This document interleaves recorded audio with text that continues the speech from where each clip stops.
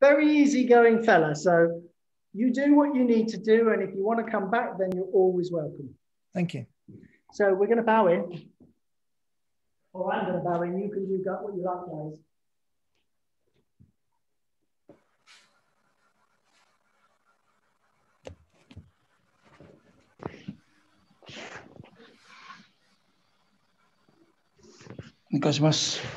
Welcome. So what these sessions, these are difficult times, as I was just saying to Mira. I hope I'm pronouncing your name right, by the way. Excellent, thank you. And if you can't have somebody on the other end, you've kind of lost your teacher, haven't you? Because your partner is a bit like the bokken. They can be your teacher. And now you have a bokken, of course, or a Joe, but you essentially are your own teacher. So my aim is not to say, oh, you're doing this wrong or that wrong, but just to point out a few things that you might like to look at and let your own body decide whether this might be something that's worth looking at and that might improve the way you're doing things in the future. So it's about a little bit of mindfulness and then focusing on a few things. And tonight, we'll start with the centering, but I thought we would just briefly talk about energy, key, and see where that takes us. I've got a few things maybe I'd like to try with you. Okay, so make yourselves comfortable. I'm going to kneel down in Caesar. There are a lot of ways to do centering. I try to do it differently every single week. But this one I'd like to focus on key breathing. It seems appropriate for what I want to do next. So I put my left hand in my right palm. I make sure my shoulders are relaxed. I make sure that I'm sitting up straight. And then I will breathe, take a reasonable breath in. I'll show you what I'm going to do. And I'll actually go sideways on. So I take a breath in, and then I breathe out through my mouth. And as I reach the end of the cycle, I let my body come forward just to squeeze the last bit of air in. And then I breathe through my nose. And as I reach the end of the cycle, I straighten up just to let the last bit of breath in. So what we're going to do is, in your head, if you'd like to count roughly to 10 to start with. So we're going to breathe in for 10 and out for 10. And as you get into this, we're going to extend it. So in your own time, you can lengthen it. And if you get to 20 in and 20 out, that's absolutely marvelous. We're going to be doing this for a few minutes. Okay? So just make yourself comfortable and in your own time.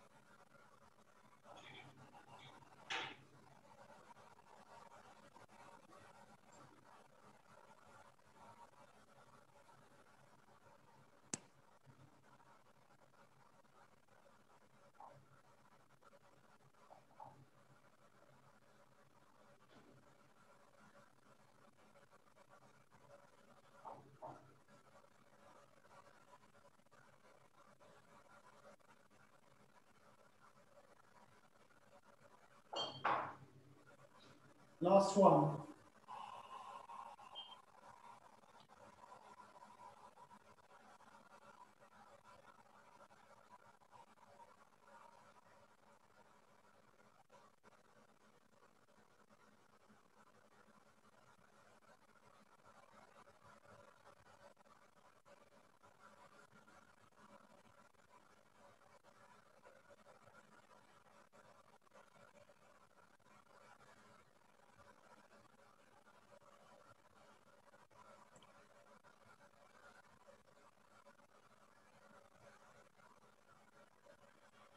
And in your own time, you can come back to the room, so to speak.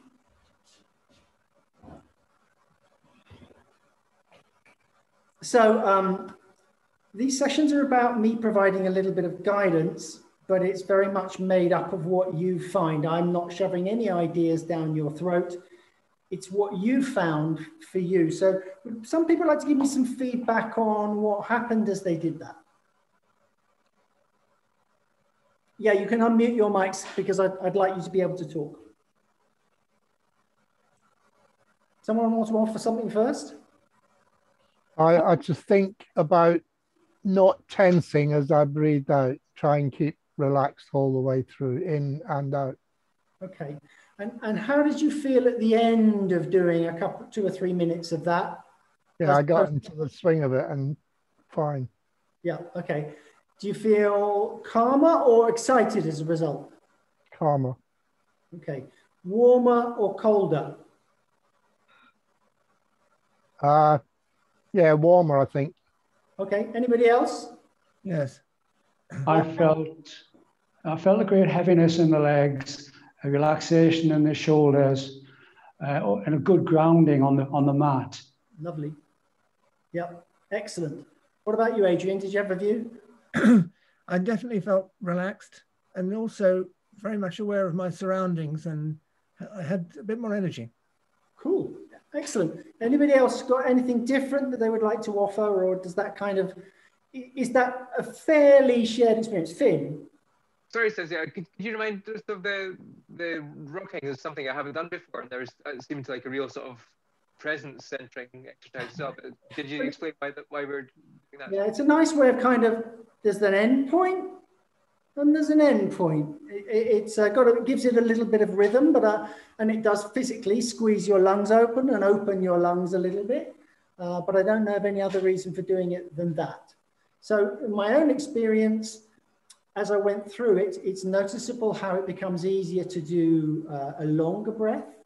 And also it becomes more of a natural rhythm. I'm not having to think about it anymore. I definitely generated a lot of heat in that. So that's one form of energy that you certainly generate, at least I do. And I feel calmer and more relaxed and ready for this session in a way that perhaps I wasn't quite before I started. And that's the point of centering. We want to get to a place where whatever is going on in front of us, we're taking in all the information to the maximum of our ability and using that information to make the most appropriate decision. And the calmer we are and the more knowledgeable we become, the more likely it is that the decision we make will be the correct one for the situation in which we face ourselves. I kind of think it also puts you in touch with your intuition a little bit, and we trust our gut a little bit more, we feel more, and that also, I think, helps in making the right decision. Dimitri, do you have a view on that? Yes, apart from everything that the others said is valid. It is like that, yes. I experiencing it. The only thing I would like to add is that it helps the mind to stop very fast from being either in the past or in the future. The mind is so concentrated in the breath that it's not preoccupied with other thoughts. That's you are a totally nice observation. It brings you to the now, doesn't it?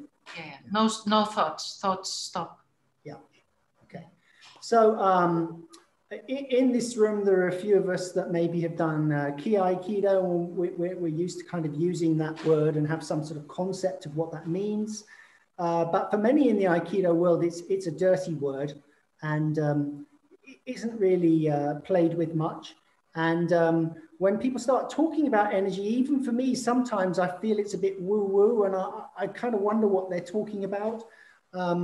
So what's your general feelings on energy, guys, and its place in Aikido? What does it mean for you? Well, obviously. For me, it's interesting because after all, it is called Aikido, the way of Aiki. It's kind of hardwired in, but nevertheless, a lot of people don't think that way. So that's true. Mira, what's your view?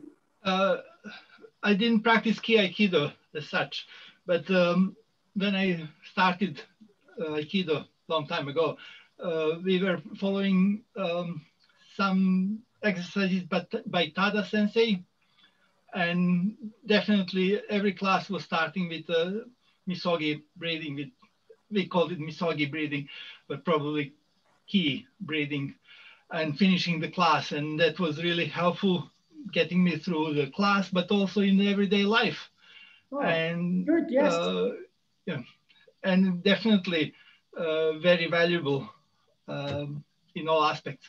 Shame that sometimes I kept forgetting about that part, but trying to get back into it. So very positive about using energy.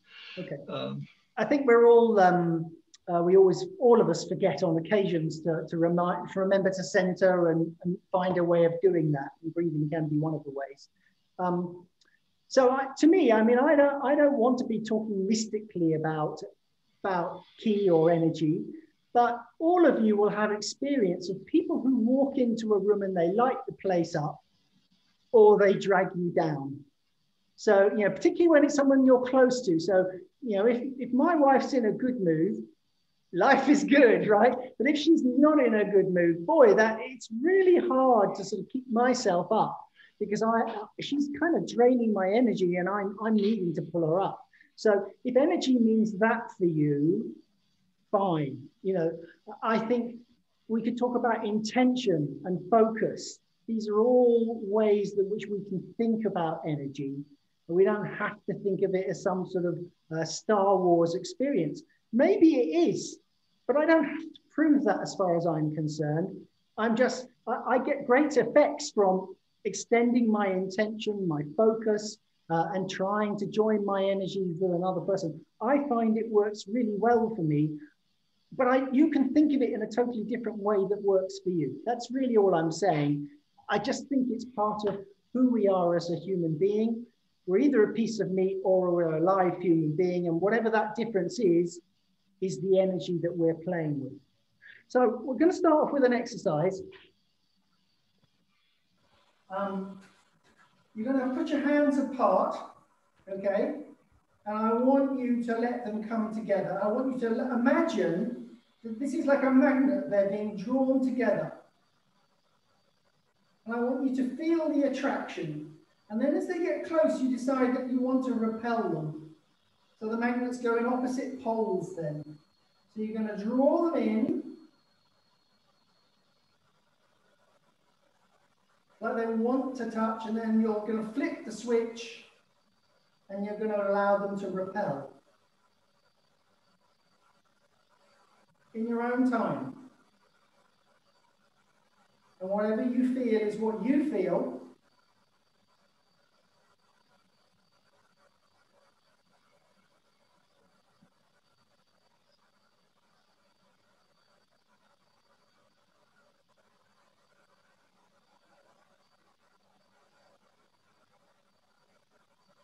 You might like to do this with your breath. So on the repel, you breathe in. On the attract, you breathe out.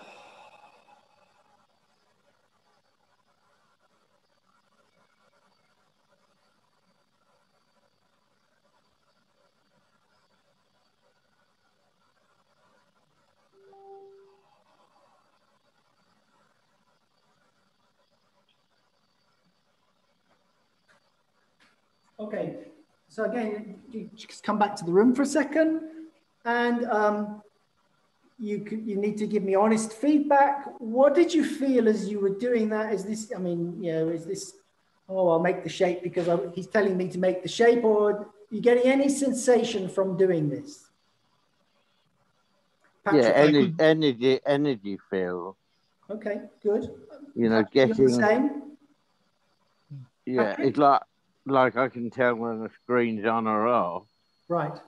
Okay, But, really, okay. So Steve's blind, guys, that haven't been here before. I once went on a course with him, and it was in a big gym with a massive mirror on the side wall. And as soon as we walked in, oh my God, he went, what the hell's going on here? Is there a mirror on the wall? So Steve has a particular sensitivity to this kind of thing. What about other people? Yeah, I feel pulsating. The hands pulsate. Yeah. And also when the polarity changes, it pulsates differently too. Yeah. Anybody else? Yes, something. Especially when the palms were approaching on the exhalation, it was the strongest sensation was when the palms were approaching. I could feel the contraction of space immediately, tingling sensation on the Tantian area. Yep. And then the whole central axis feels that. It right. means that this sensation is transmitted through the central axis of the body. Okay. And John, a good northern lad, what did you get out of it, if anything? Well, for good northern lad, I didn't feel a lot from it. Okay. Because my Aikido, as you know, is very mechanical and physical. So not a lot for me on that, I'm afraid. Okay, that's fine. Might be something you want to play with a little bit and see if that you can sort of imagine, see if you can build up this sort of field of energy. Mira, what did you think? Yeah, definitely feeling tingling sensation between palms, but I never actually thought about switching on and off. Right. Attraction and repulsion. And this was the feeling that I actually got, that I could change that feeling of repulsion. And that was a new sensation. Yeah. When I first did this, it was a bit of a weird discovery. I get a really strong sense of attraction, and it's amazing how I could switch it to a really strong sense of repulsion, for want of a better word. Yeah. And so I'm pretty sure that when I blend with a partner, I'm doing this attraction thing. I'm bursting 2 bubbles and I'm making 1 bubble. So that's the picture I give people. I'm trying to turn me and you into us. And there's an energetic feel to that. It's more than me just standing close to the person. I am trying to mix my energy with theirs, and it changes the feel of the exercise.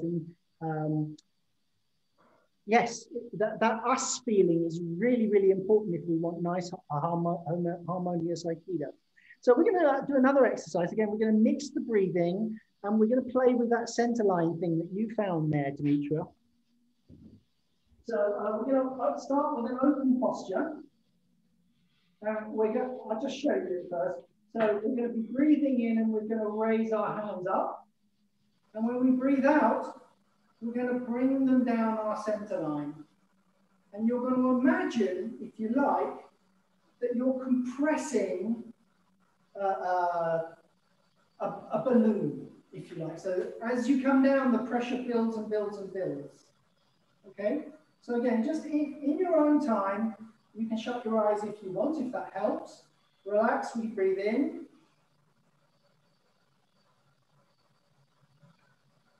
And out.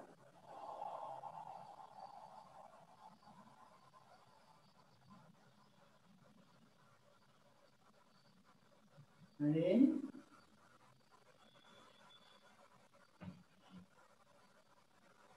And out.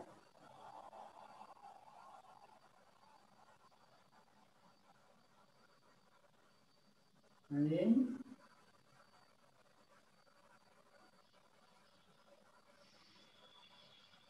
And out.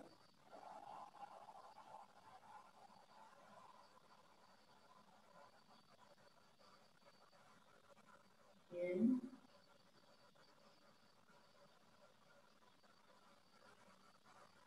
And out. So just an observation here, Adrian, as you lift, Don't lift your shoulders up because that's going to introduce tension. Try to make this kind of round and where you're comfortable. As soon as you notice your shoulders, you've gone too far. So I'm going to be interested if you continue the exercise. Will you notice the difference in what you feel when you keep your body nice and loose?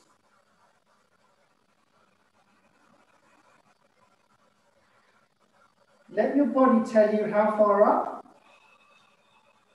how far down, how far out you want to go.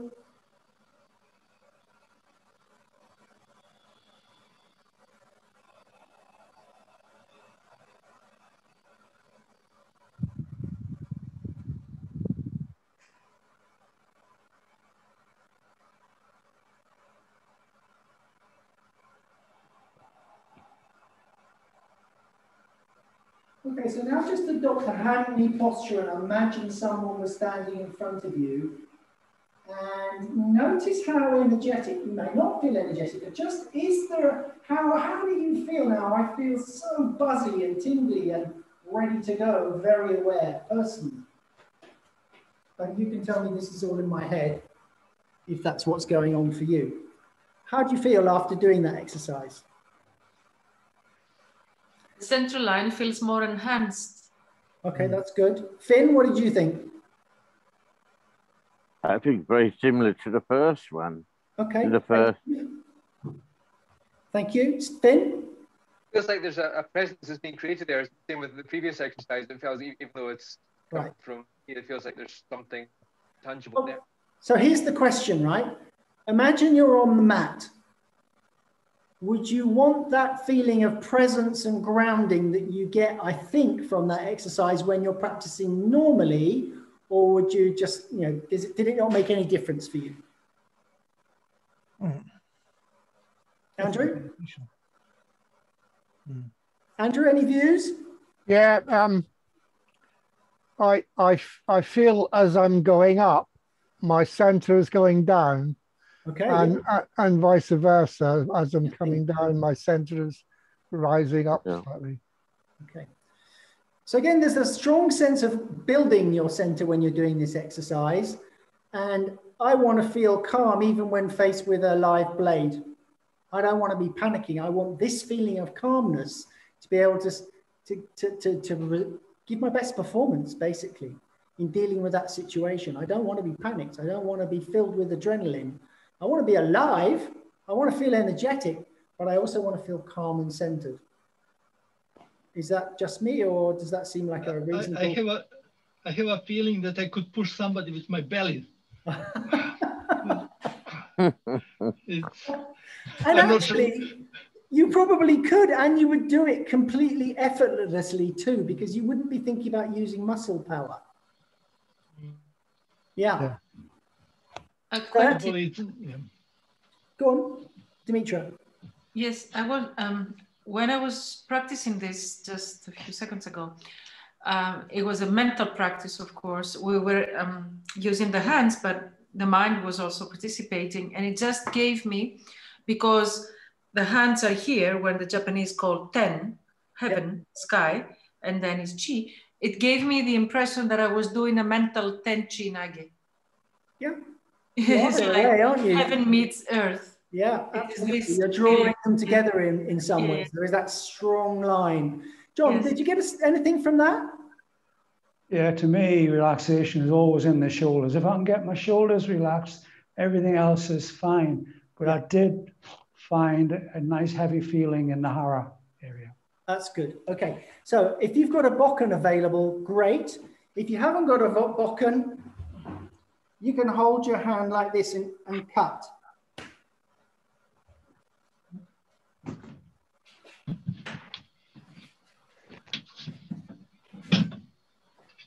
So when you hold them, I want you to hold very lightly.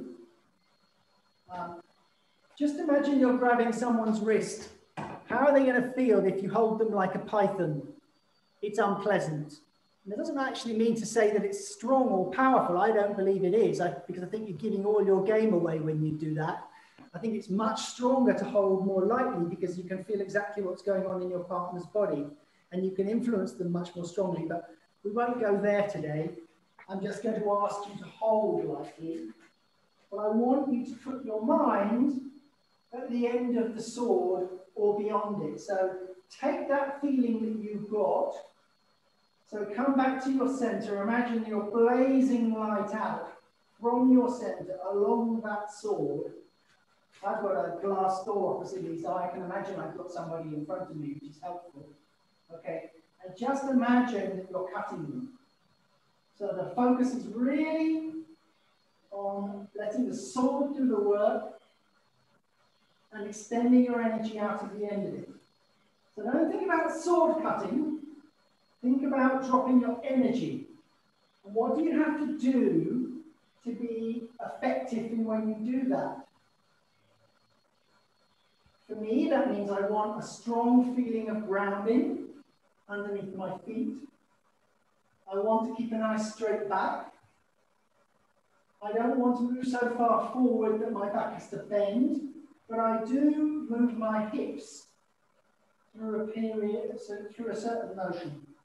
My knee, it might be different for you, but my knee comes just about over my big toe. If I could go further than that, there's probably a line in my back, or there is, I can see it on the camera. Back, it stays straight. How do I feel here? I feel overbalanced. I feel ready to go in any direction I want from this posture. And not only am I aware of the tip of my blade, but actually there's a sensation all around me. I'm very aware of what's going on around me. So if suddenly somebody appears from over there or over there, I could cut.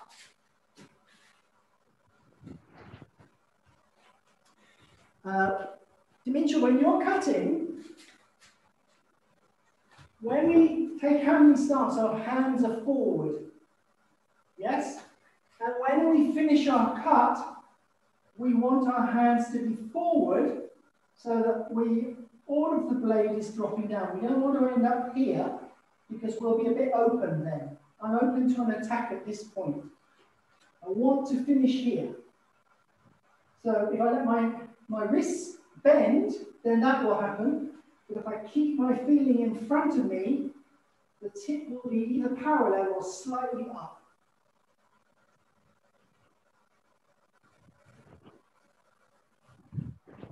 And I'm just kind of intrigued, because all of you are a lot of you are very experienced.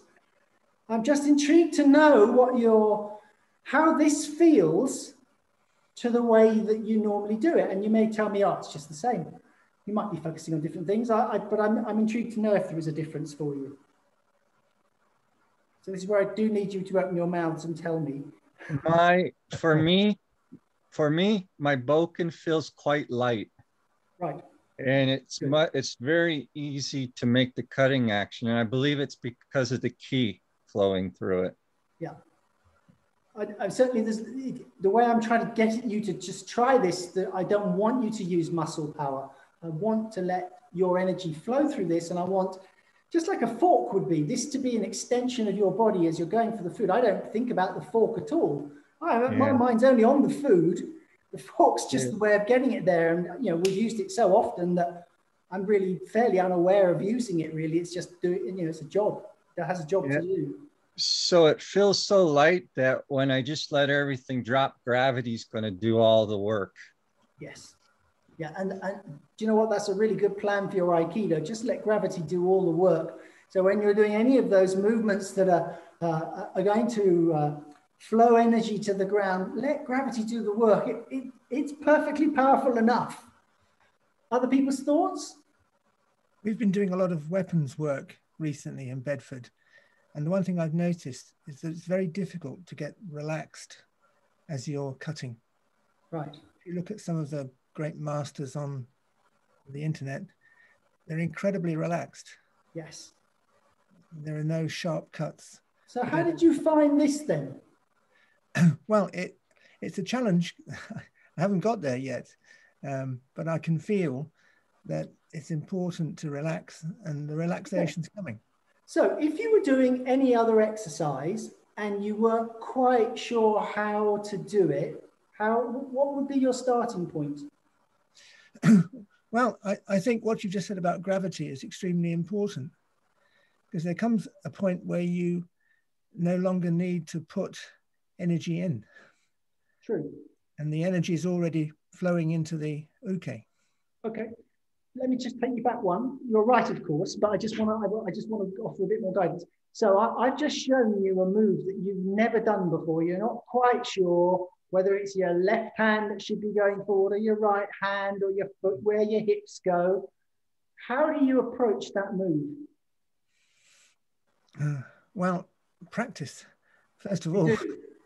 But you start slowly, don't you? Yes, yes. Because you're not sure. Yeah, firstly it's, oh yeah, it's that foot. Oh, and then it's this hand, and then it's, oh, this shoulder, or whatever it happens to be. You build it up slowly until you kind of get some sort of muscle memory. Yeah. And what might be a good idea, I'll give you 2 tips. One is to try doing just doing it slowly and noticing when your shoulders begin to tighten up and not going any further. And when you get here, can you see what I've done? I've let my fingers go, and then I let it fall and I catch it on the drop. So I literally let the sword do the work. Right. Do you want to try that with me now? Yeah, I'm afraid I can't use my bokken. But you can still do it. You can let your arms fall. Just let gravity take your arms. If you haven't got a bokken, just let your arms, or a tanto, whatever.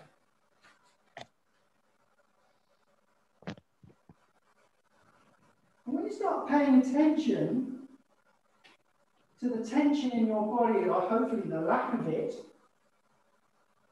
so I'm good here, I'm good here, I'm good here, I'm good here, and I'm not good there. So I'm aware of my shoulders. Okay, so I need to come back to here. This is not good. I'm aware of my elbows. I'm having to hold my elbows up, so I drop my elbows down. When I think about my feet, I feel really balanced now. Not so balanced now. So I've got all these parts in my body that will feed back. Oh, that was good for me, or no, that was not good for me. And the thing is, when we're doing it fast, we don't have time to pay attention. But if you do it slowly, you'll start to notice what body position you want. And then once you've got the feel of it, you can put a bit more intent into it. So I don't have to take my fingers off. I'll put a bit more of me into the movement. I probably will add to the gravity, but I know exactly the feeling I'm trying to capture in my body, if that makes sense. Good. Okay. What time are we doing for time? We've got 5 minutes left. So any questions? Comments? Just a comment to make, Quentin. Yeah. I believe for a long time now that whatever weapon you're using, either a bokken or a jaw or whatever, the weapon itself actually tells you if you're doing it right as you do it. Yes. My first teacher, or rather my first major teacher, said that your bokken was your teacher. And in a time like now where we can't actually practice on the mat together, seems like a really good time to renew a friendship. So your weapons work, I think, is very handy. But he used to hang a piece of string up, and he would try to cut down the line of the string. So he didn't want any wobbly blades. He just wanted, if you just drop it, gravity doesn't say, oh, I'm going to go to the left or the right. It just goes absolutely straight down in line with the weight of the object that you're dropping, doesn't it? Yeah, so you know what shape it should be if you let the sword do the work, but you can observe it. I'm quite lucky here, I've got a mat and there's a line down the mat. Well, I can cut down that and see if I stay on that line. And I can notice there's a little wobble at the end as I do this, so I need to work a bit harder at it. Better now. Calmer. So if there's anything going on in my body, this is going to really show it, isn't it? Mm. It's like the needle on a clock. We don't look at the bit in the center, do we? That doesn't tell us the time. It's right at the tip of the what's it called? The thing that tells us the time. It's the end which points at the numbers that we notice, because that moves a lot. And it's the same with a bokken. At the end of this, if you've got it right, there's not going to be much movement. But if there's any fault in there, it's going to be extended and magnified by your blade. I think that made sense, or almost. Did it make sense to you guys? Yes, it made sense. Made sense. Thank you. Thank Christ for that. Finn. About the sense of presence and the information that we can gain from that, I just wondered if there's the sense of the information coming back from the bokken and the joe as well as there would be from our hands. Okay, so yes, absolutely. So how could you practice this in everyday life?